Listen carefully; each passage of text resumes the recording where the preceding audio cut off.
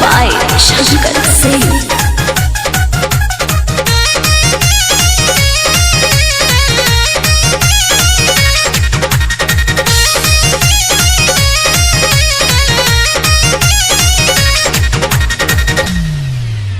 चढ़ल बा बीस खिसी बरता जाता गतर गतर देह टूटत दादा अरे चढ़ल बा बीस खिसी बरता जाता गतर गतर देह टूटत दादा तो भइल बाटे लाल लाल बिना छुअले हमर गाल बड़ी दास न होता फिलहाल बड़ी दास न होता फिलहाल चाही मोरो दाता काल बड़ा दास न होता फिलहाल चाही मोरो दाता काल।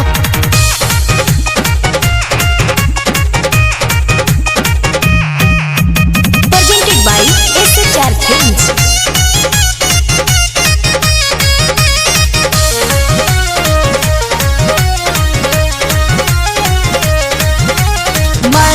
जैसन मथी के हमके रोज जिलेबी बनाई तलो चढ़ला जवानी के रस में डूबी हमरो के डूबाई तलो हमरो के डूबाई तलो अरे मैदा जैसन मथी के हमके रोज जिलेबी बनाई तलो चढ़ली जवानी के रस में डूबी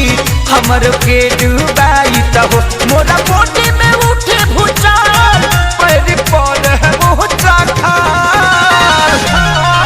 परिदास न होता फिलहाल परिदास न होता फिलहाल चाही मोरो दाता काल परिदास न होता फिलहाल चाही मोरो दाता काल।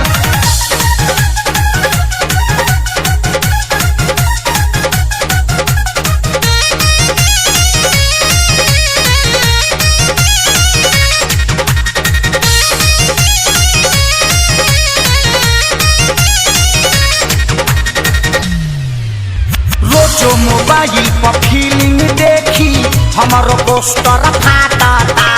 पवन के कही आई लव यू तो काहे दुमोरे झाटा रोज मोबाइल पर फिल्म देखी हमारो पोस्टर फाटा पवन के कही आई लव यू तो काहे दुमोरे झाटा अब शंकर सुन न सवाल के सारी चिकू गली नाता परिदास न होता फिलहाल परिदास न होता फिलहाल मोरा तो चाही दाता काल